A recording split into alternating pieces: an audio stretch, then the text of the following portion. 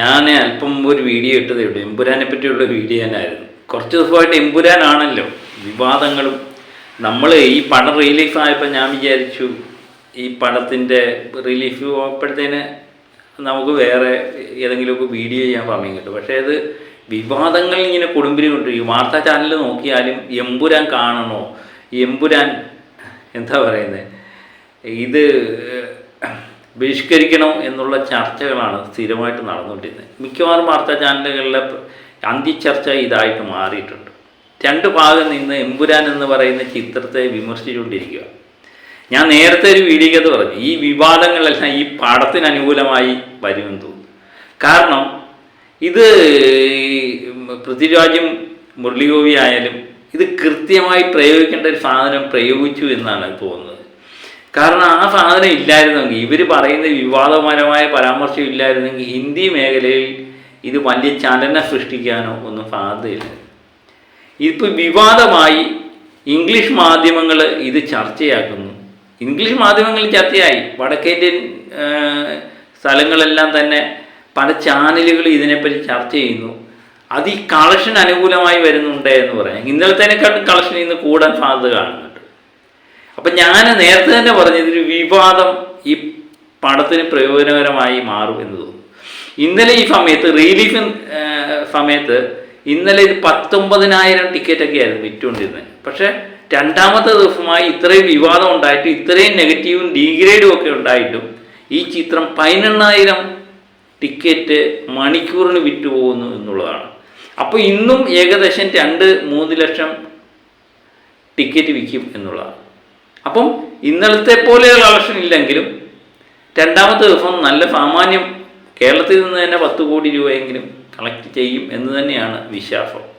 അതുപോലെ ഓവർസീസ് കളക്ഷൻ്റെ കാര്യം ഞാൻ പറഞ്ഞു. ഒരു സിനിമയ്ക്കും കിട്ടാത്ത കളക്ഷനാണ്. ആരും പ്രതീക്ഷിച്ചില്ല ഇത്രമേലൊരു കളക്ഷൻ. 43 കോടി രൂപ ഓവർസീസ്. ഗൾഫ് രാജ്യങ്ങളുടെയും കളക്ഷൻ ഞെട്ടിപ്പിച്ചു. 20,93,00,000 രൂപ. ഇതൊക്കെ ഒരു വല്ലാത്ത വൈബാണ് ഉണ്ടാകുന്നത്.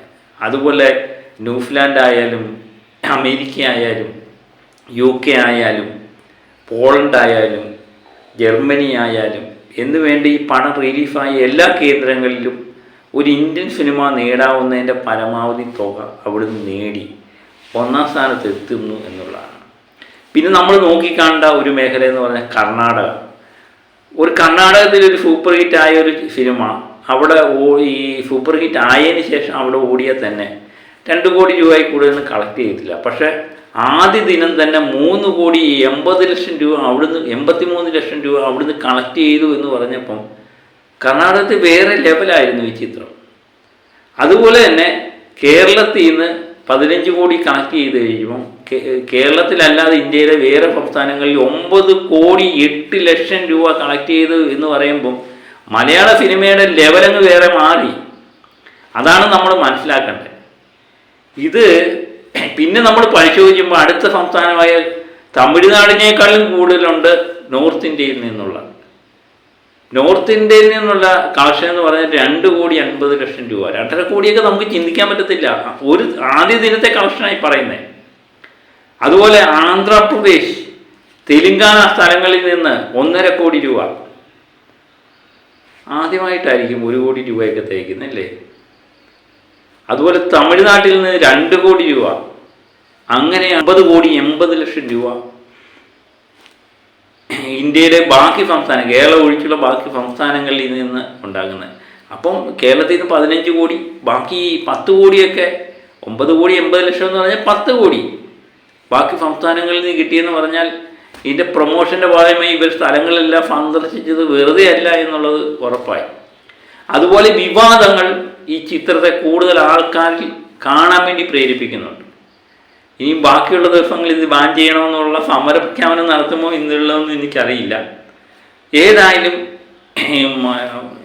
നാഷണൽ ചാനലുകളെല്ലാം ഇതുമായിട്ട് ബന്ധപ്പെട്ട ചർച്ച വരുന്നുണ്ട്. മോഹൻലാലിനെയും പൃഥ്വിരാജയും മുരളീഗോപിയൊക്കെ ഇതൊരു ഇൻ്റർനാഷണൽ വിഷയമായിട്ട് ഈ വിവാദങ്ങൾ കൊണ്ടുവന്നു. നേരത്തെ തന്നെ ഇൻ്റർനാഷണൽ സംഭവം വരുന്നു എന്നും മലയാളത്തിൽ നിന്ന് വരുന്നു.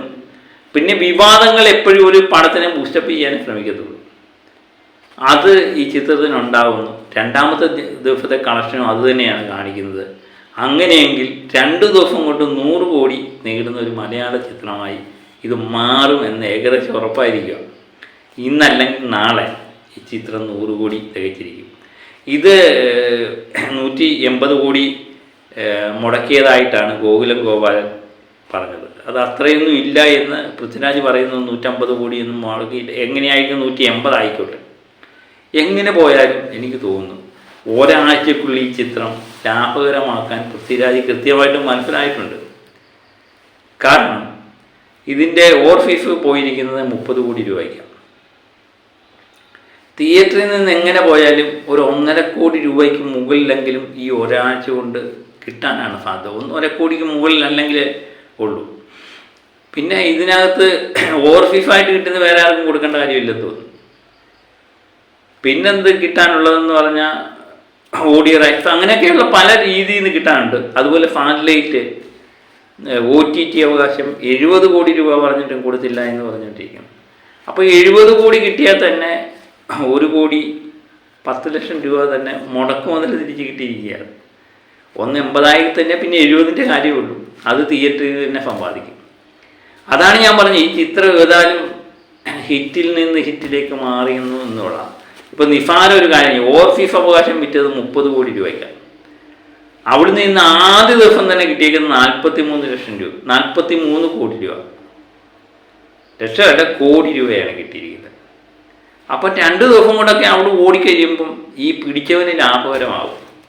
അതുപോലെ ഇന്ത്യയിലെ വിതരണാവകാശം ഇപ്പം തന്നെ 2.5 കോടി രൂപ അവിടെ കിട്ടിയിരിക്കുന്നു. തമിഴ്നാട്ടിൽ നിന്ന് 2 കോടി, കർണാടകത്തിൽ 3 കോടി 8 ലക്ഷം രൂപ, 3 കോടി 80 ലക്ഷം രൂപ. അവിടെയൊക്കെ ഈ പിടിച്ചവരെ സംബന്ധിച്ചെന്ന് പറഞ്ഞാൽ ലാഭകരമായിക്കൊണ്ടിരിക്കുക. അവരുടെ മുടക്കുമുതലിൻ്റെ 3/4 പങ്കും കിട്ടിക്കഴിഞ്ഞു. ഇനിയും നിസാര തുക കിട്ടിക്കഴിഞ്ഞാൽ 2 3 അല്ലെങ്കിൽ ഒരാഴ്ച ഓടിക്കഴിഞ്ഞാൽ ഇതിൻ്റെ ലാഭം അവർക്ക് കിട്ടും. അതുതന്നെയാണ് എല്ലായിടും സംഭവിക്കുന്നത്. അപ്പം ആരൊക്കെ ഡീഗ്രേഡ് ചെയ്താൽ ശ്രമിച്ചാലും, ആരൊക്കെ എന്ത് ചെയ്യാൻ ശ്രമിച്ചാലും ഈ ചിത്രം ഒരു വൻ വിജയമായി മാറുന്നുണ്ട് എന്നുള്ളതാണ്.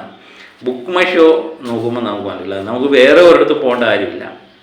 അവർ വെട്ടിയിലും തട്ടിയിലും നടത്തേണ്ട കാര്യമില്ല. ഒരു പടത്തിൻ്റെ ടിക്കറ്റ് മണിക്കൂറിൽ 18,000 ടിക്കറ്റൊക്കെ ഓരോ മണിക്കൂറിൽ ഇപ്പോഴും പോയിക്കൊണ്ട് ഈ 10 മണി നേരത്തും പോയിക്കൊണ്ടിരിക്കുക എന്ന് പറയുമ്പം ഈ ടിക്കറ്റ് ചുമ്മാ ആൾക്കാർ പറയുന്ന പോലെ നമ്മുടെ ആൻ്റണി പെരുമ്പാവൂർ കാശ് കൊടുത്ത് വാങ്ങുന്നതാണോ എന്നൊന്നും ചിന്തിക്കാൻ പറ്റത്തില്ല. എല്ലാ ദിവസവും പുള്ളി ഇന്നിങ്ങനെ കാശ് മുടക്കി ഇങ്ങനെ വാങ്ങിച്ചുകൊണ്ടിരിക്കാൻ പുള്ളിക്ക് എന്താ പക്ഷമാണ്. 17,000 ഈ 2ാം സ്ഥാനത്ത് നിൽക്കുന്ന നമ്മൾ വിക്രമൻ്റെ ചിത്രത്തിൻ്റെ ടിക്കറ്റ് പോകുന്നത് 5,000-ന് കൂടുതൽ, 5,000 ചില്ലാനും ടിക്കറ്റേ പോകുന്നുള്ളൂ ഒരു മണിക്കൂറിൽ. ആ സ്ഥാനത്ത് നോക്കുവാണെങ്കിൽ ഇന്ന് 24 മണിക്കൂർ കൊണ്ട് 2 കോടി 2 ലക്ഷം അല്ലെങ്കിൽ 3 ലക്ഷം ടിക്കറ്റ് ഇന്ന് ബുക്ക് മൈ ഷോ മുഖേന മാത്രമായിട്ട് എമ്പുരാൻ ടിക്കറ്റ് വിൽക്കും എന്നുള്ള. പിന്നെ തിയേറ്ററിൽ നിന്ന് വിൽക്കുന്ന കണക്ക് വേറെ. ആ അവസ്ഥയിലേക്ക് പോകുന്നുണ്ട്. അതുകൊണ്ട് എമ്പുരാൻ ഇന്ന് 100 കോടി തികയ്ക്കുമോ? ഇന്ന് ഔദ്യോഗികമായിട്ട് യാതൊരു സ്ഥിരീകരണവും ഇതിനെ കളക്ഷൻ്റെ കാര്യത്തിൽ വന്നിട്ടില്ല. ഈ ന്യൂസിലാൻഡ്, USA, വിദേശ രാജ്യങ്ങൾ, ഓവർഫീസിൻ്റെയൊക്കെ ഗൾഫ് രാജ്യങ്ങളുടെ എല്ലാം അവർ ഔദ്യോഗികമായിട്ട് വിറ്റു. കേരളത്തിൻ്റെ ഔദ്യോഗികമായിട്ട് വന്നിട്ടില്ല. അപ്പം കേരളത്തിൽ എനിക്ക് തോന്നുന്നു ഇന്ന് രാത്രി തന്നെ 100 കോടി തികഞ്ഞു. 2 ദിവസം കൊണ്ട് 100 കോടി വെച്ച മലയാള സിനിമ എന്ന് പറഞ്ഞ പോസ്റ്റർ ഏതായാലും ഇന്ന് രാത്രി കൊണ്ട് ഉറപ്പാണ്. കാരണം 65 കോടിയാണെങ്കിൽ ഇനിയും 35 കോടിയും കൂടെ തയ്ച്ചാൽ മതി. അത് ഇനി 2ാമത്തെ ദിവസം കൊണ്ട് തയ്ക്കും എന്ന് എനിക്ക് തോന്നുന്നു. അല്ലെങ്കിൽ ഇന്നല്ലെങ്കിൽ നാളെ. അതിനുവേണ്ടി നമുക്ക് കാത്തിരിക്കാം. കൃത്യമായിട്ടുള്ള വിവരങ്ങൾ നാളെ രാവിലെയോ അല്ലെങ്കിൽ ഉച്ച നേരത്തോ നമുക്ക് കിട്ടും. അപ്പം ആ വിശേഷങ്ങളുമായിട്ട് വീണ്ടും ഞാൻ എത്താം. എല്ലാവർക്കും ഒരിക്കൽ കൂടി ചാനൽ സബ്സ്ക്രൈബ് ചെയ്യണം, ലൈക്ക് ചെയ്യണം, ഷെയർ ചെയ്യണം. നിങ്ങളുടെ സപ്പോർട്ടിന് നന്ദി. Okay, by.